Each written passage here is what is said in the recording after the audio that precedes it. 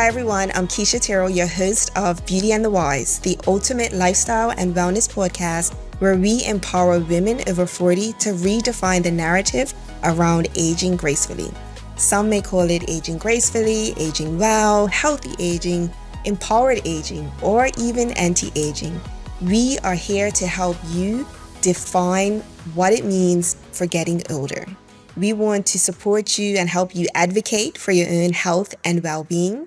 We will have industry experts, insiders, friends come on the show to talk about topics ranging from hormonal health, fitness, nutritionists, personal development, sexual wellness, beauty tips. No topic is off limits. We will definitely be able to support you and guide you along this journey so that you can fall in love with taking care of yourself. Today's guest is a good friend of mine who I have met along this journey, who has helped me with my nutritional sort of needs.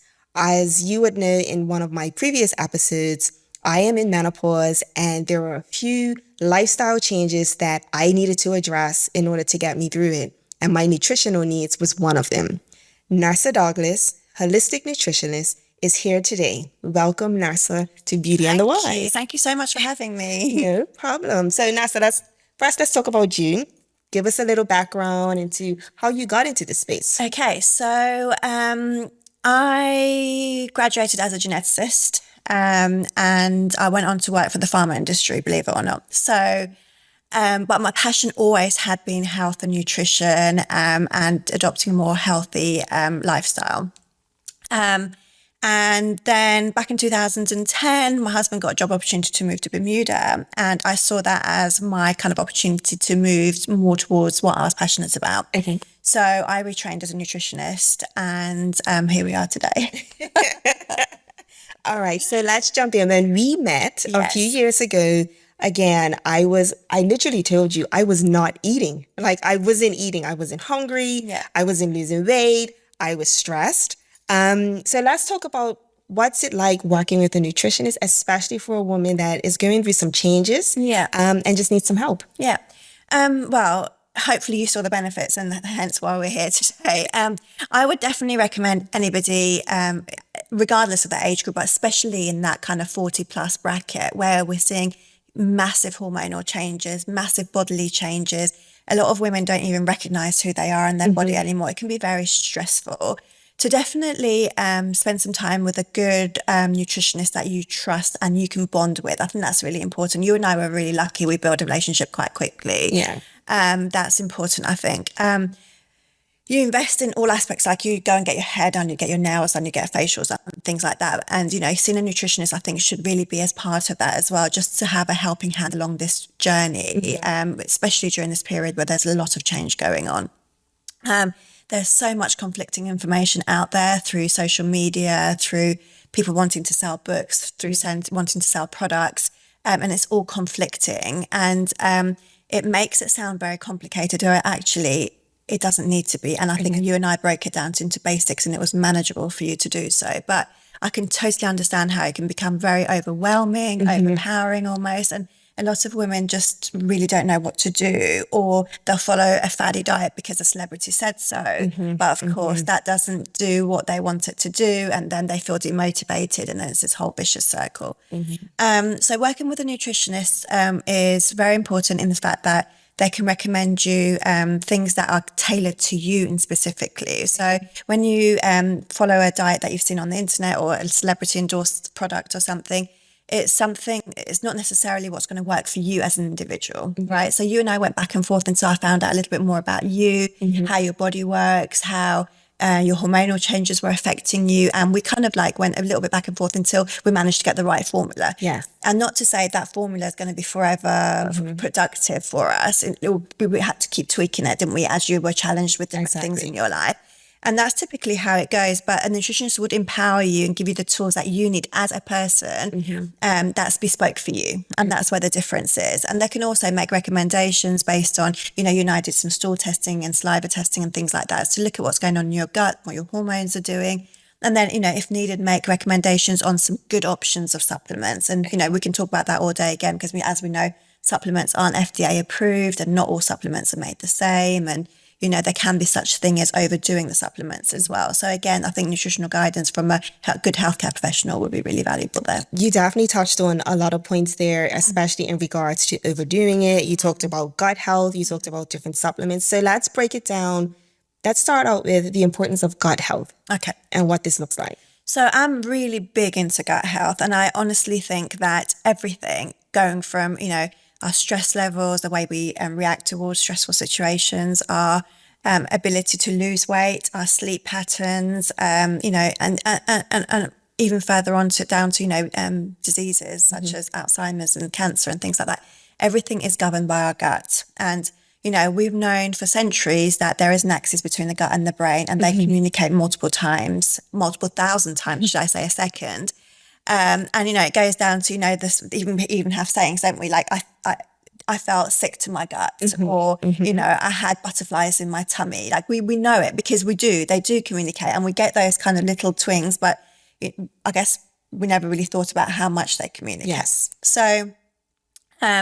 Gut health is a passion of mine, and we know that more and more money, thankfully, is being spent on research into how important these gut bacteria are. So the biome, your biome, is very individual to you, and each person has their own kind of colony of bacteria that live there. And we've got hundreds of trillions of bacteria that live there. And believe it or not, they all have their own specific roles to play in our overall health.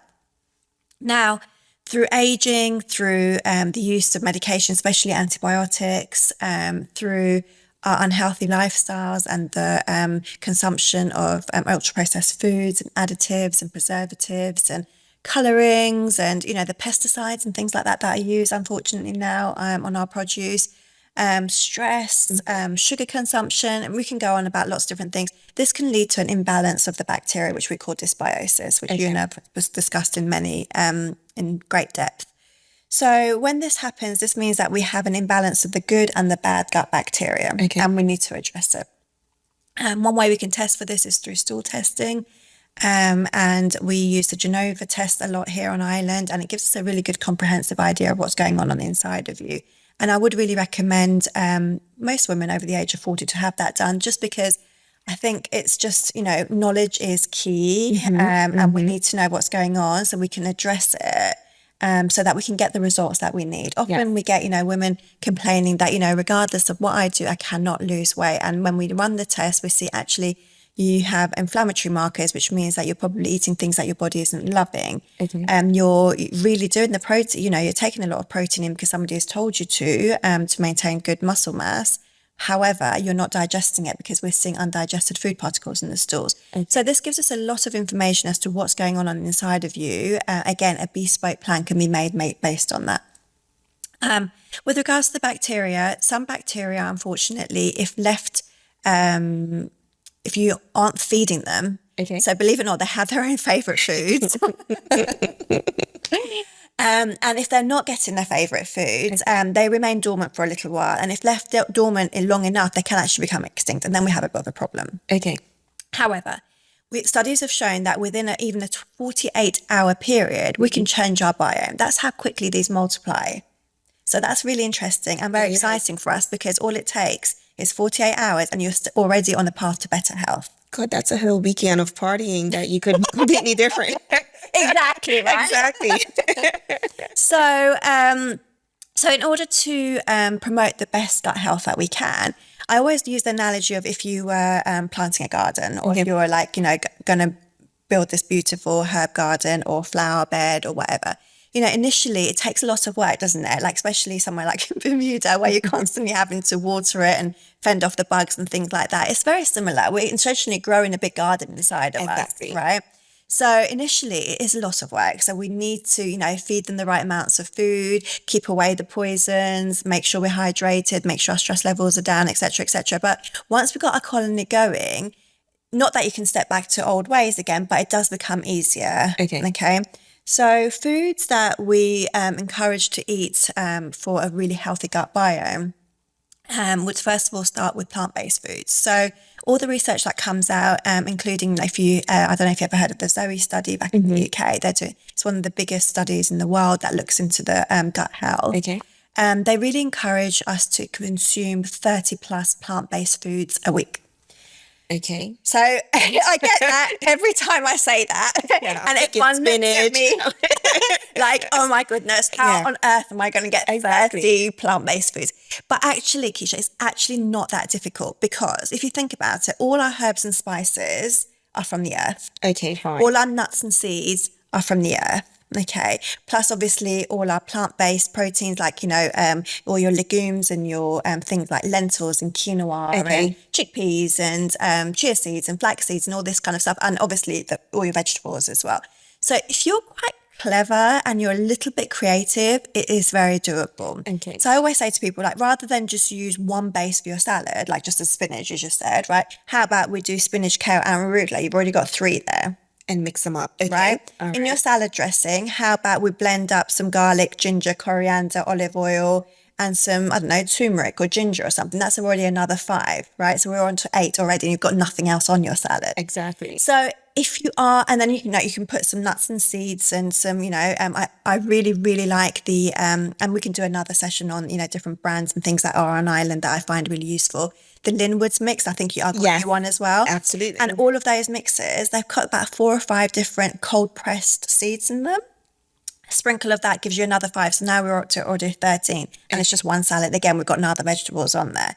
So it is doable. You just need to maybe think ahead and be prepped with things in your kitchen that you can use. Exactly. Yeah. And you made a good point in regards to prepping. Mm-hmm. I mean, when you said 30, I was like, what? Oh my God. But then when you break it down, and that's just a salad. That's just a salad. I'm still got to eat breakfast. I have snacks and dinner. And on that salad, we still haven't put anything else. We just basically put 3 lettuce and then a dressing, exactly. Right? So by the time you put your rainbow of vegetables, which we know, again, these bacteria have their favorite colored foods as well, believe it or not. So that's why we say eat the rainbow, because, if we're trying to eat the rainbow, we get the variety. So, by the time you put in on your tomatoes or your beets or your sweet potatoes or bell peppers and everything else, you're up to 20 plus already on just one salad. Okay. So it is doable. It just takes a little bit of thinking to do. But as with everything, like once it becomes habit, then it's easy. You don't think about brushing your teeth anymore. Exactly. Right? Exactly. So, and I'm all about habit forming, because once it's habit,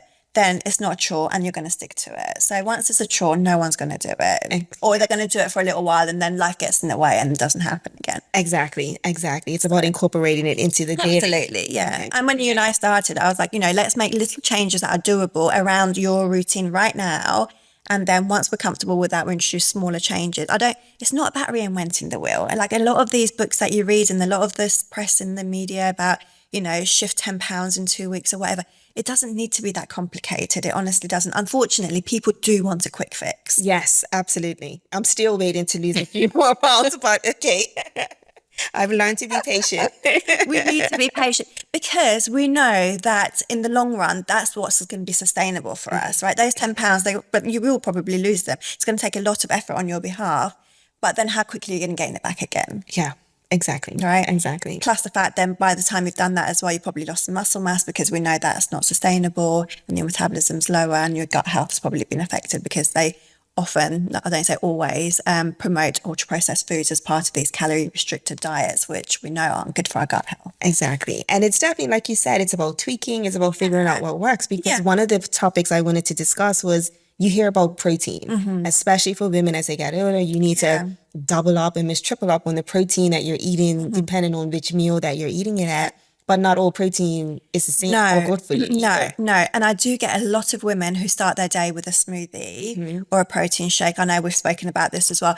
I have nothing against it, but I would say that just be careful, first of all, what is going into your smoothie. A lot of the shop bought stuff, unfortunately, is really sugar laden. And because now the job of the stomach's done by the machine, i.e. all the fiber, everything's been blended, you're essentially getting a very quick rise in sugar in your blood, which we know is not it causes inflammation, it causes insulin to rise. Once insulin is rising, we can't have fat burn happen, because insulin is a builder hormone, so fat burn can't happen at the same time.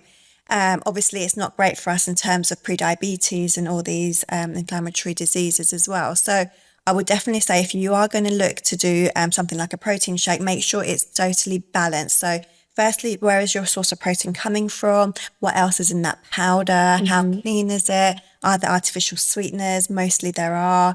Are there hidden sugars in there? Are there additives and colorings and, you know, artificial flavorings and things like that? Remember, all of these things are poison for our gut. So it's all good and well feeding our gut. But if we're poisoning it in one fell swoop by having that smoothie, Exactly. what are we achieving? What are we achieving? Okay. So, protein is important, super important. Because why? Because our hormones are changing. So now they're not in a favorable way that we're going to hold on to our muscle. So we're going to be naturally losing muscle because of the drop in estrogen, progesterone, and testosterone.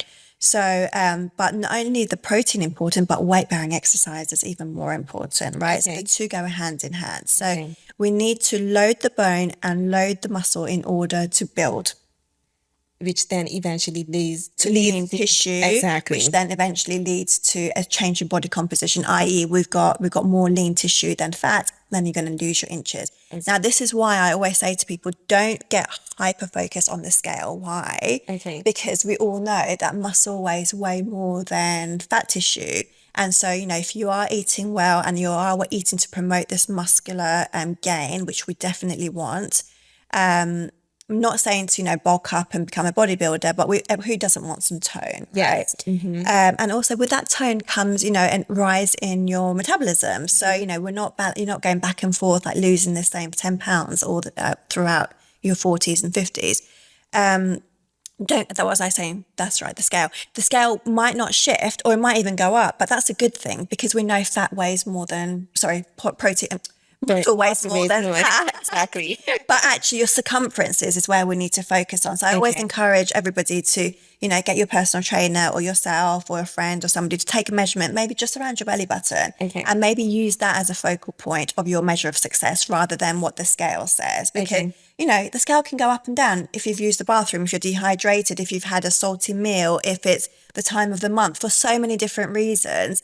And I think people get really depressed, don't they? They don't see the number they want. They get demotivated, and then they chuck it all in because they're like, "Oh, what's the point? I've just starved myself." And what about also? So while the scale may be moving, or people aren't getting on the scale, fine, they're taking measurements, but even the measurements aren't moving. So you're not losing, you're not gaining, but nothing's changing. Okay, so then we need to look at why is this, and more often than not, it's either your gut health or your hormonal health. Okay.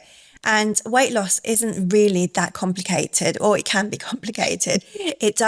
Gut health and hormonal health are the two main factors. And so if your gut isn't happy and you've got inflammation in your body and you're lacking nutrients and maybe you're not absorbing everything you're eating, then obviously that needs to be addressed so that you're not constantly running an uphill battle. Okay. Hormonal health, even more important. So cortisol is a hormone which is deemed essential for life, and it's been passed down through us, the generations, through survival of the fittest. And your body will rob all your other hormones, so not just your sex hormones, all your other hormones, in order to make enough of cortisol because it deems that as the most important. Okay. So cortisol is our stress hormone, as you know, and we need it because your body needs to be able to fend itself off from a harmful situation. Thankfully, in this day and age, we don't really need to be in a situation where we're sprinting away from danger, but we do have micro stressors in our body which produce the same hormone. So whilst cortisol is high, insulin is also high. And what did we just say? Insulin is a builder hormone. So whilst cortisol and insulin are high, fat burn can't happen. So your scale isn't going to shift. Your measurements aren't going to change. And often women will then go and like pound the treadmill even more, do even more cardio, do even more exercise. What is that doing to your body? It's making it more stressed. Your cortisol continues to go up. The weight gain continues to go up. So more is not often what you need when the scale isn't moving. In actual fact, sometimes it's a step back. And learning to do things that just listen to your body. And honestly, I know it sounds a bit crazy, but it does tell you, like if your body doesn't want to go and run 5 miles, don't do it. Maybe it's just a walk on the beach and some breath work and some grounding is what you need that day, right? And you'd feel so much better for it. And maybe it's a yoga practice, maybe it's some Pilates, maybe it's nothing, maybe it's a chat with a friend with a good cup of coffee, right? So not to say that every day should be we definitely need balance. It's the balance. But the balance is key. The balance is definitely key. Okay. So we talked about the protein. All right. On Instagram, I don't know what is going on, but Bone broth. Why is this so popular again? Well, because they're starting to make it into powder form and selling it for a bucket load of money. Honestly, like your grandmother probably made bone Exactly. broth. Like, it's been made through generations because they would literally they'll get a chicken and it would be the highlight of the week because it was so expensive. And you'd make everything that you could possibly make out of this chicken, and every single ounce of it would be used somehow, and the bones would be made into soup. And essentially that's all bone broth is, right? Exactly. So it's just basically boil it down slowly. So, you get all the, ideally crack the bones if you can as well, depending on what bones you're doing. I actually went to a workshop not so long ago in the States, and I learned how to do it, and I actually featured a recipe on my Instagram, Eat All the Pickles. And it's simple. It's honestly it's whatever you've got left in your fridge. You don't need to go and buy a whole load of stuff. And, if you buy chicken, just keep the bones. If you got a joint of lamb or something, keep the bone. That's all it is. This is my extra bit of protein that I'm getting. So bone broth is full of nutrients. So we've got lots of minerals in there that are, things like calcium, magnesium, phosphorus that obviously we need for the bone health. But more importantly, we've got the collagen. Okay. The collagen is the building block, as you know, through all the beauty stuff for our skin, our nails, our hair, but also our joints as well. So super important for our joint health, for our gut health. Remember, all the lining of the gut needs the collagen to rebuild as well. So as we're trying to build a healthier gut, we need, all those junctions to be nice and tight so we don't develop things like leaky gut and things like that.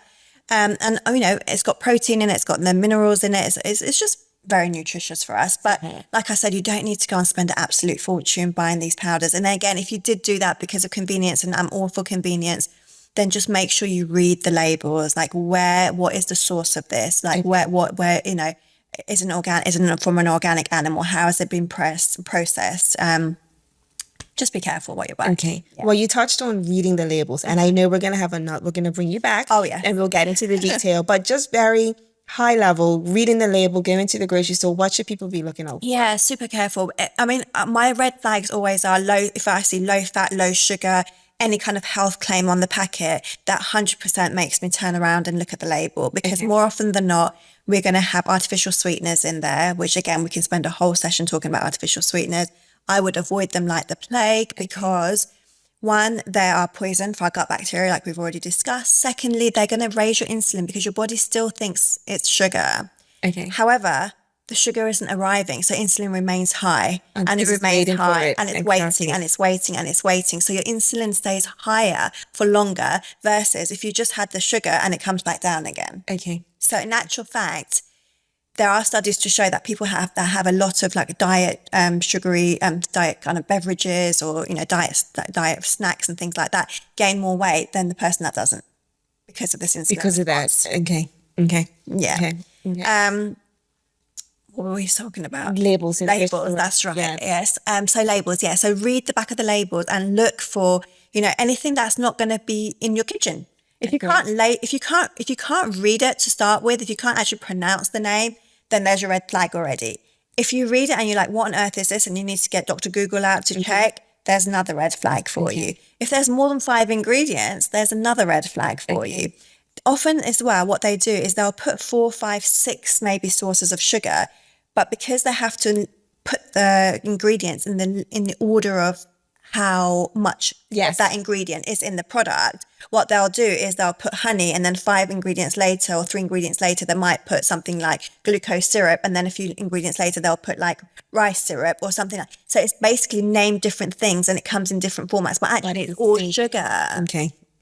So if you look at the actual ingredients, where the kind of the numbers are, where it says protein, carbohydrates, added sugars, always look at that added sugars. Like, what is that number? Okay. And from the other sugars, where is the source of the sugar? Is it coming from things like, often they'll put things like dates or figs or things like that, which are naturally high in sugar. That's not so bad. My problem is when they're putting the artificial sweeteners in, or the rice syrups and all that kind of stuff as well. Yeah. Okay. So sugar. We know this leads to inflammation. Yes. If you're not necessarily getting tested, like you haven't been to your doctor to test for inflammation, how can you recognize inflammation in your body at home? Like, how do you know? So I would firstly definitely recommend you getting tested. So there's a I would definitely, at this age, like, ignorance is not good. You need to know about everything going on, especially I find in Bermuda as well that, you know, the incidence of diabetes, pre-diabetes is so high, and it's something we can reverse if we catch it quick enough.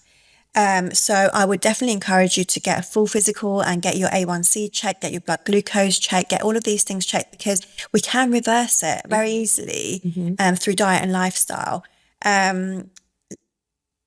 Inflammation without you getting checked. Yeah, signs will be things like you might develop weird, crazy allergies to stuff. You might get skin rashes. You might get joint pain, sleep disturbances, even hair loss, all sorts of things like that. You'd be definitely looking for aches and pains, joint pain especially. Yeah, definitely. Maybe picking up bugs more than normal as well, because as we know, our gut's really important for our immune system. 70% of our immune system comes from the gut, and sugar kills the gut as well. So it's another poison. Okay. Can you speak, because I know you did this for me. I had to test and monitor Yes. my insulin and my sugar levels. Yes. And again, coming to you, well, going to my doctor first, coming to you to do that. Why was that so important for me to have to do that? So you're making reference to the glucose monitor? Yes. Yeah. So I think that's a really interesting tool. I, as you know, I was wearing it myself for a while as well. So for those that don't know, it's essentially a little monitor that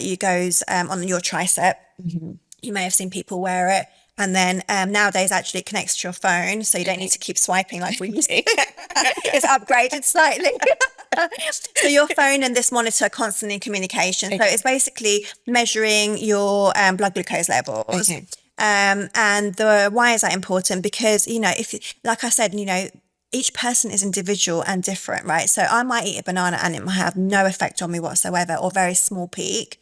You might eat a banana and it might shake you shooting through the roof, right? So that way you know what food's working with you and what not, and how we can maybe food pair or eat differently in order not to have such a spike in our blood sugar, insulin levels as well. So I do think it's a really valuable tool. Some people do become a little bit obsessed with it, but it's definitely a good tool to use, especially if you're worried that, you know, you might be borderline pre-diabetic, or if you've got diabetes in the family, or if you've got any kind of these inflammatory markers that you're recognizing in your body. Okay. And I know when I was using it, I was also keeping a food journal. Yes. As well. Yeah, so exactly. So I was encouraging you, wasn't I, to take pictures when you were swiping. So why? Because when we went back and looked at your graph, we could see what food relates to the spikes, right? And how long you were up there. I mean, obviously, when you consume any kind of carbohydrate or sugar, you are going to get a raise in your blood sugar. Of course you are. As long as it's kind of like a bell-shaped curve, it goes up and comes back down again, it's okay. Not that we want to see that constantly. Ideally, we want to stay in a state of homeostasis where nothing is like too high, nothing's too low. So our energy levels are stable, our mood is stable, we're not getting cranky, we're not getting mood swings, and we're not getting cravings. The more up and down you are, the more your body wants to shift you back up again, right? Which is where we get these sugar cravings and things like that. So having kind of like a food log or some sort of food stamp on your or date and stamp on your phone with the food that you've been eating can help us see if it's how that's correlating to your blood sugar balance. So yeah. Okay. And then what about if we're monitoring the sugar, we're seeing these spikes, what would you suggest? And I know everybody's different, but what would you suggest? How do we keep it stable? What type of food should we be eating? You know, we should eat all vegan. Like, what are we supposed to be doing? No, absolutely not. So that's a really interesting question. And that, again, is another question that I can talk to you all day about. So the way we eat our foods and the order that we eat our foods makes a humongous impact on the blood sugar response. So, for example, if you were going to have an apple on its own, not to say that demonize fruits are super important for us. They've got lots of minerals and vitamins and fiber, and, you know, in their whole form, very as part of a healthy diet, they're great for us. However, if you're having that on an empty stomach without any other fats or protein, what's going to happen is that sugar in the apple, again, sucrose, sugar, it's going to get broken down very quickly because there is no fat or protein in the sugar, in the apple, sorry. So the digestion is going to be quite quick. And when we have a quick release of energy, we're going to get quick rise in blood sugar insulin. So ideally, we want to slow this down so we get a trickle feed of energy rather than a big surge. If you were going to go and run a marathon or a race, or you're going to go and be really active for the next hour or so, I wouldn't be that concerned. But if you're just having something like that as a snack, it'll be much better and much more balanced if we put that with some fat or protein to slow everything down. Because fats and proteins are super hard to break down. So when we've got that in the stomach at the same time as the fruit, then the whole thing slows down. Okay. So, a couple of options would be maybe some nut butter with half the apple, because the nut butter has got fat, it's got protein, it's going to slow everything down. Handful of almonds would probably do the same thing. A small piece of cheese with that would do the same thing. Maybe some yogurt, good full fat Greek yogurt would do the same thing as well. So something that's got fat and protein alongside your piece of fruit or your berries or whatever you're going to have would definitely make that more of a balanced meal or snack. And then it's going to help you manage your blood sugar levels better. When eating out at a restaurant, we can do something very similar as well. So studies show that if we start our meal with a vegetable-based starter or a salad-based starter, the amount of carbohydrates followed by protein. So for example, not every meal comes in this shape, but for example, if you had on your plate a handful of veggies and you had something starchy, whether it's potatoes, rice, whatever it is, and then some protein, the order that you eat that food can impact your blood sugar level by over 30%. Okay. So we know that when we eat the veggies, it turns into like a fibrous kind of gelatinous mesh almost. So when that goes down into the intestine and then followed by the protein, that kind of forms like a barrier then. So if you're eating that and then the protein followed lastly by your starch, firstly, you might not even be that hungry for the starch by then anyways. But by the time the starch goes, there isn't really that much surface area left of the intestine to absorb the starch.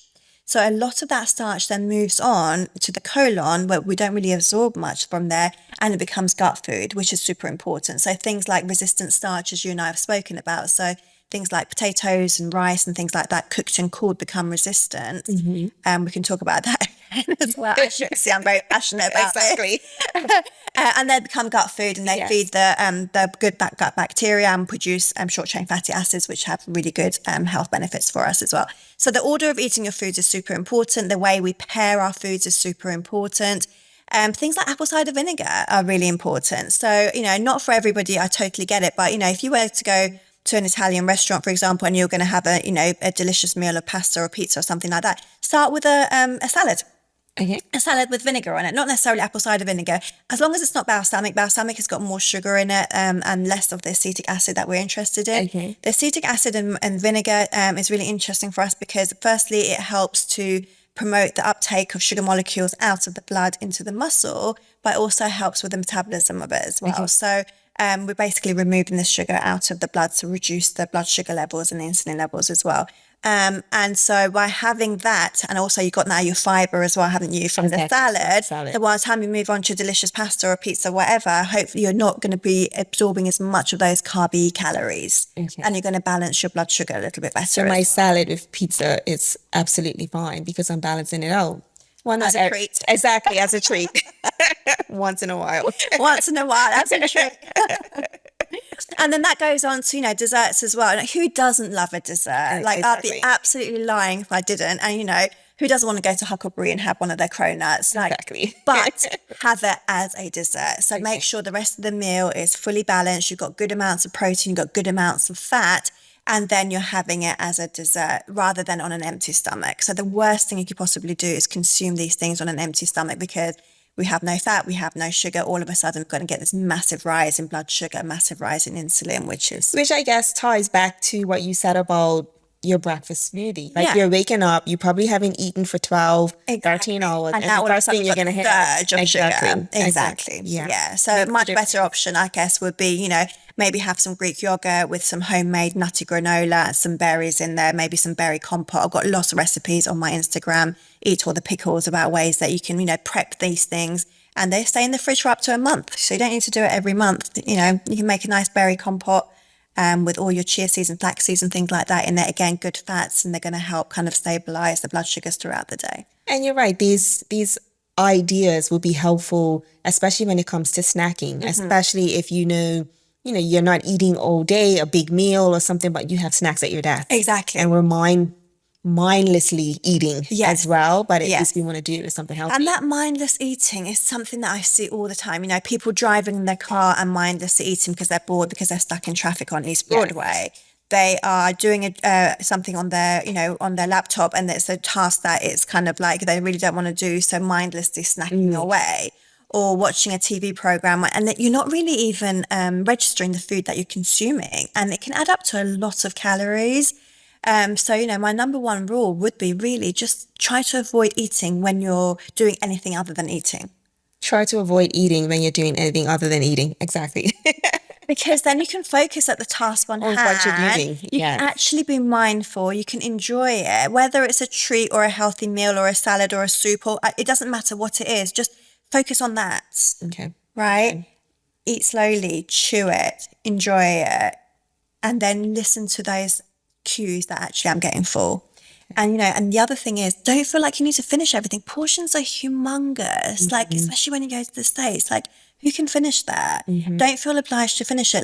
Just ask for a takeout thing and just take half of it with you, or give it to a homeless person on your way home. You don't feel like you need to eat the whole thing. Portions are so big, it's unnecessary most of the time. Okay. So give us a couple of points there.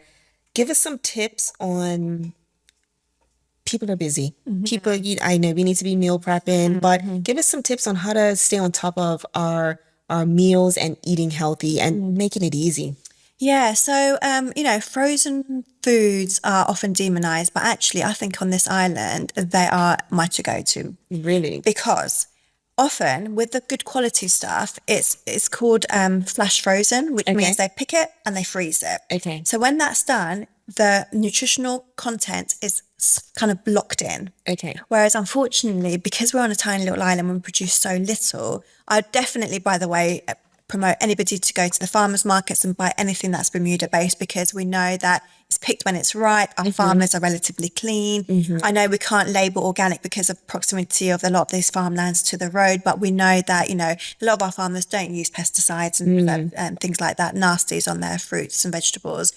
So definitely buy local. I'd really would encourage everybody to do that. But next best thing sometimes actually is frozen, especially berries. I mean, how many times have you bought berries and you open the thing and it's already got furry stuff on it? Yeah. That whole thing's contaminated now, and we have enough mold. Exactly. Right, and without having to eat more moldy food, right? So, the organic flash frozen berries, I always buy those, or, unless I can get Bermuda beautiful fresh strawberries. And I'll make a compote out of it, and I'll put chia seeds and flax seeds and things like that in it, blend it all up. So, and then, jar it up and it's in the fridge. So that can go on top of yogurt. You can make a lovely salad dressing out of that. You can do lots of different things with that. And then going back to convenience and things like that, often these veggies are already pre-cut and clean. So you can just quickly defrost them, leave it out in the morning. By the time you come back, just make a big tray of roasted vegetables. Okay. You can put, again, butternut squash and parsnips and carrots, and just think about the rainbow. Bit of good oils on there, something like avocado oil. Add some seasonings, your herbs and your spices and garlic and all the whatever flavors you like, and then that's it. You can just basically put that in a Tupperware. Then at least you've got your veggie base. It's ready. Right. Okay. At the same time, you could be boiling up some quinoa, and then you got your grain base there as well, and then protein of choice can go on top of it. And again, I totally encourage people to, I always say, to eat the smash fish. We've spoken about these, haven't we? So your high fatty fish. So these would be things like sardines and mackerel and anchovies. And I know these aren't everybody's cup of tea, and I'm not saying you should totally eat these things, but a lot of I found some really good options. Next time, actually, I'll bring them in, of tinned sardines or tinned anchovies or tinned mackerel even in olive oil. Okay. So we know that olive oil is good for us, and we know the fish is good for us. So, if you've already got now your quinoa pre-made and your veggies are pre-made, lunch is going to take you 2 seconds. Put it all together with the fish on top. That's not going to be everybody's cup of tea, but, make a chicken, shred it up, and then you got that to go on top. So, a little bit of prep goes a long way, and it doesn't need to take the whole day. Otherwise, we're so lucky now. We've got things like wild greens on islands, and we got, places like Brew where, often everything's made in-house, everything's clean. There are cleaner options there as well. So, if you are caught out, you can make better choices now. Okay. Okay. So let's talk about the connection between food and our hormones. How can we support, especially when our hormones are constantly fluctuating or changing at different stages in our lives? But what's the connection? So this is where your essential fatty acids are super important. They're called essential because we can't produce them, so we need to ingest them. So our main source comes from the fatty fish we just spoke about. So things like salmon, anchovies, mackerel, sardines, herring, we don't get so much here, but local fish as well. So local fish to Bermuda, so fresh tuna, wahoo, rockfish, all of these are considered fatty fish. So they provide us with the omega-3, so that we need in order to maintain a healthy, balanced hormone profile. Now, when this is all balanced and healthy, it leads to less cravings, better mood, better sleep, better skin health, lots of different anti-inflammatory benefits. Now, if fish isn't your thing and you're vegan, we have plant-based options as well. So these would be all your nuts and seeds, literally all the nuts and seeds. One particular, I'd say things like walnuts and almonds, your chia seeds, your flax seeds. Brazil nuts. Brazil nuts, totally. Brazil nuts are super nutritious. They have lots of like minerals in them as well to promote thyroid health also. And then olives, extra virgin olive oil, all of these things can be incorporated into daily diet. I would say with the plant-based stuff, you probably need to consume a little bit more of it because it's less concentrated than the fish. So I would totally encourage, we spoke about the linwoods mix, for example. Like I'm not plant-based myself, but I would definitely utilize that every single day. So I'd have it either sprinkled over a salad or in a soup or over granola or something like that as well, just because we need that constant intake of these fats, especially in our 40s and 50s to promote good hormone health. And also keeping and staying away from ultra processed foods. So, it's all, we need to obviously be mindful of what we're eating to promote the good health, but we want to stay away from things that are going to promote bad health as well. So these will be your ultra processed foods. These will be your junk foods, ingredients that we can't pronounce or we don't know what they are, because they cause hormonal imbalances. Okay. Sounds good. All right. I love talking to you about food and everything that I'm supposed to be doing. But one of the other points that we discussed was sleep habits. And I know it was probably, why are you talking to a nutritionist about sleep habits and creating things? But yeah, holistic approach. Exactly. Absolutely. But it's also, what am I eating late at night that's causing me not to be able to get a good night's sleep as well? Yeah. So it's super important. So obviously every time we eat, a lot of processes happen in the body, right? So we need to digest the food, we need to absorb it, we need to get rid of the toxins, like a whole thing happens. So if we're eating late at night, very close to bedtime, our digestive system is wide awake and working. So how can we possibly expect the body to go into a restful REM sleep when there's all these processes happening? So I would heavily encourage people. So, ideally we want to be eating at least 3 hours, 3 hours before bed. But if that's not you at the moment, and you're eating right up to bedtime, maybe we start with an hour. Maybe we have a curfew of an hour before bedtime where we stop eating, we give our digestive system a break to kind of to do its thing and kind of go into kind of like some sort of sleep mode, to help promote this REM sleep, which we know is super important for us. It's restorative. We need it to bring inflammatory markers down. We need it to, allow the body to recoup and regenerate itself as well. It's super important. But what we're doing up to bedtime is super important as well. Are we scrolling on our screens? Are we looking at TikTok and Instagram? Are we working and bringing our stress levels even higher? Are we in a really bright lit room? So sleep hygiene is really important, to bring this cortisol level down, to, get rest and recoup and regenerate. Okay. Which leads me into fasting. So if you're going to say exactly, so if we're not eating at least 3 hours before bed, and I know for me, we've been working, and again, like you said, everybody is different, so everybody has their sweet spot.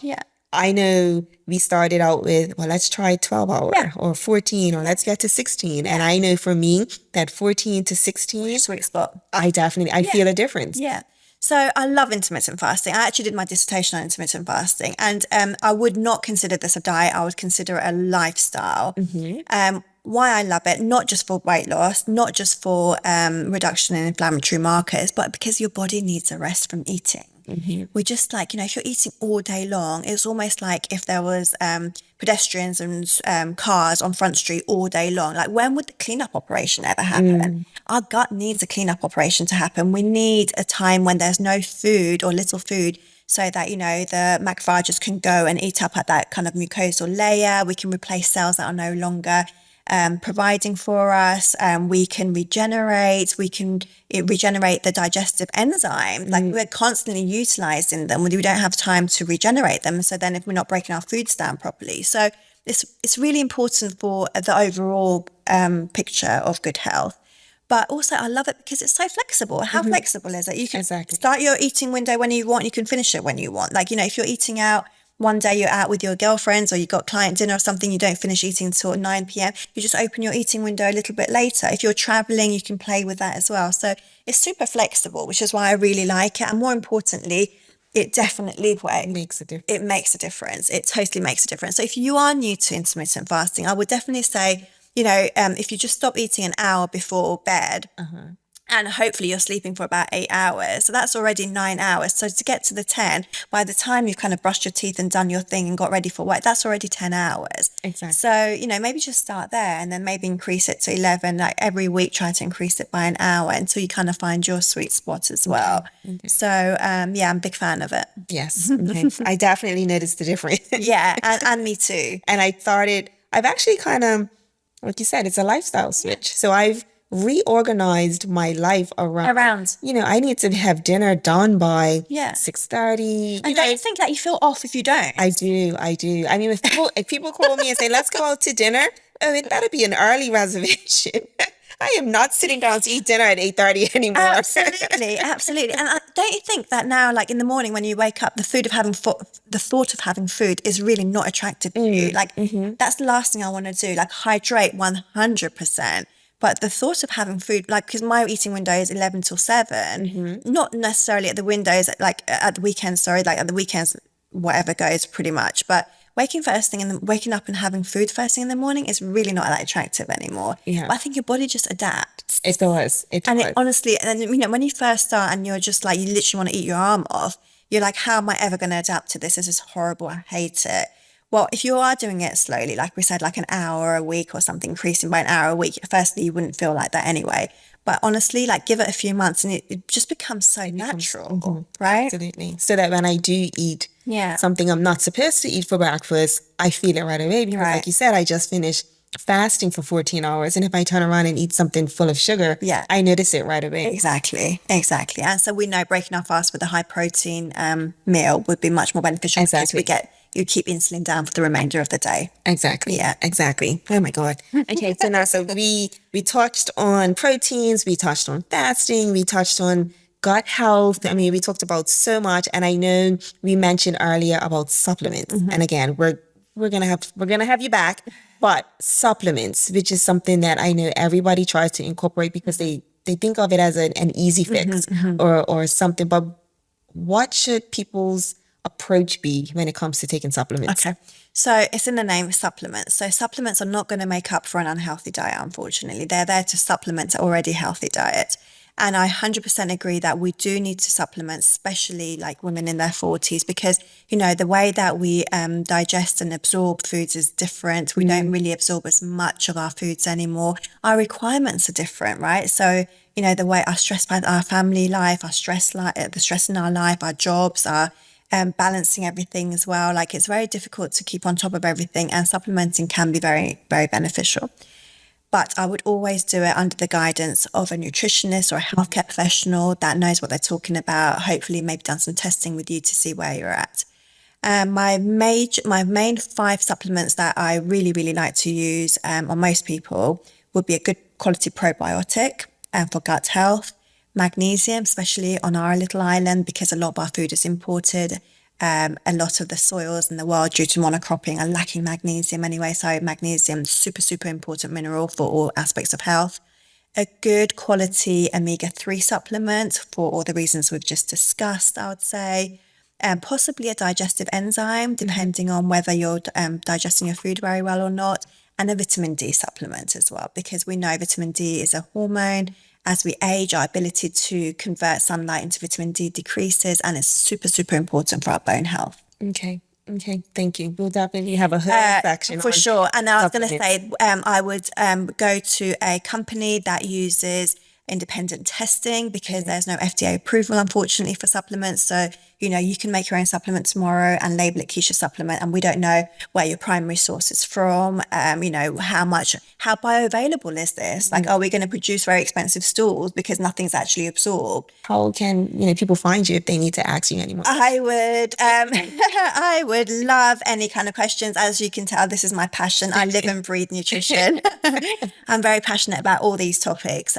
So I would love follows on my Instagram, which is Eat All the Pickles.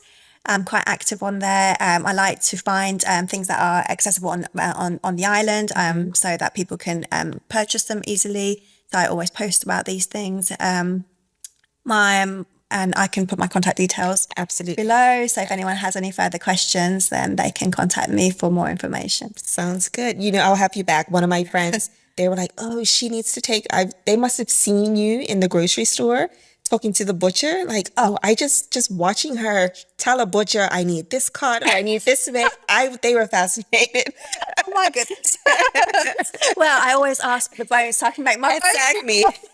I'm like, I'm sure she knows exactly what it is. I do workshops in the supermarket, so that's something super exciting as well, because I can always obviously do label reading and things like that, but also point out my favorite brands and things that make life easier in terms of preps and things like that as well. But maybe next time we can bring some of those stuff into the studio and go over them. Sounds good. Thank you, Nerseh. You're welcome. Thanks for having me. For today's episode, you can find it on Beauty and the Wise on Instagram at Beauty and the Wise, also at inzuriwellness.com on the website.